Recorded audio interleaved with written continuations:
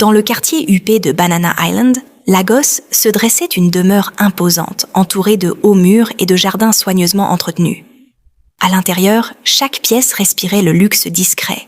Des lustres en cristal suspendus au plafond, des œuvres d'art rares accrochées aux murs, et des parfums de fleurs fraîches qu'un personnel nombreux remplaçait chaque matin. Cette maison était l'empire d'Oladipo Adewale, un homme qui, parti de presque rien, avait construit une fortune colossale dans le pétrole et l'immobilier. Aux yeux du monde, il avait tout, la richesse, le respect, la puissance. Pourtant, assis souvent seul dans son vaste bureau, face à une fenêtre donnant sur l'océan Atlantique, il se sentait étrangement vide. Ses enfants grandissaient dans l'ombre de son empire. Sa femme paraissait l'aimer sans qu'il sache si c'était lui ou son argent qu'elle chérissait.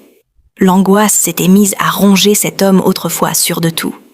Un soir, alors qu'il revenait d'un dîner officiel, il surprit une conversation dans le grand salon. Sa fille Teniola, élégante dans une robe de soie, parlait au téléphone en marchant nerveusement. « Si papa m'assure la villa d'Ikoyi, je pourrai rembourser mes dettes. »« Oui, c'est juste une question de temps. » Oladipo resta figé dans l'ombre. Son cœur se serra. Il monta les escaliers lentement, comme si chaque marche pesait une tonne. Dans sa chambre, il trouva Mariam, sa femme plus jeune de 20 ans, allongée sur le lit, un verre de vin à la main. Elle lui sourit avec douceur, mais ce sourire lui parut soudain creux. Les jours suivants, d'autres indices vinrent ébranler sa confiance. Son fils aîné, Ayo, un avocat brillant, se présentait chaque soir à la maison. Mais leur conversation tournait toujours autour des actions, des parts de société, des biens immobiliers. Pas un mot sur sa santé, son moral ou ses souvenirs.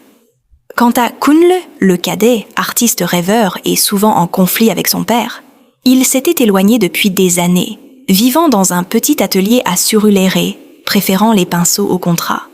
Puis un incident marqua un tournant. Au bureau, Oladipo eut un malaise soudain.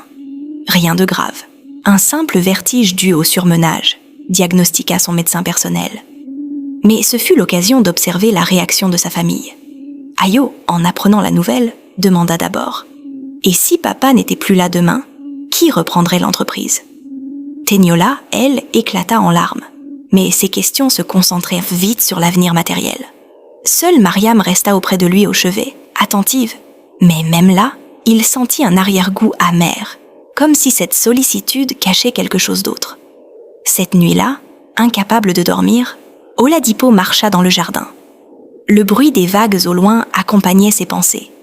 Ses pas résonnaient sur les pierres, et une seule question lui martelait la tête.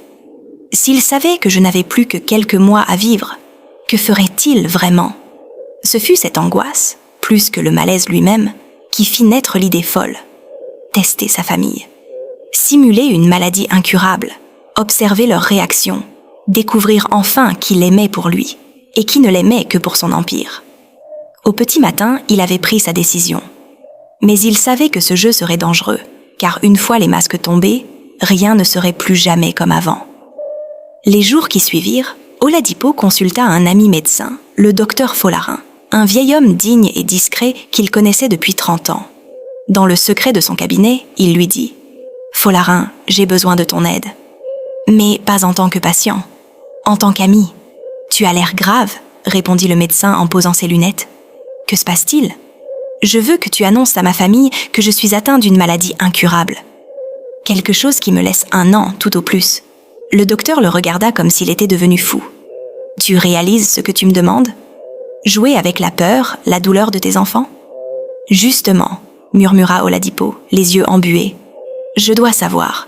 Je ne peux pas mourir sans savoir s'ils m'aiment, ou s'ils n'attendent que mon cercueil pour se partager mon empire. Folarin hésita longuement, mais voyant l'intensité dans le regard de son ami, il finit par céder.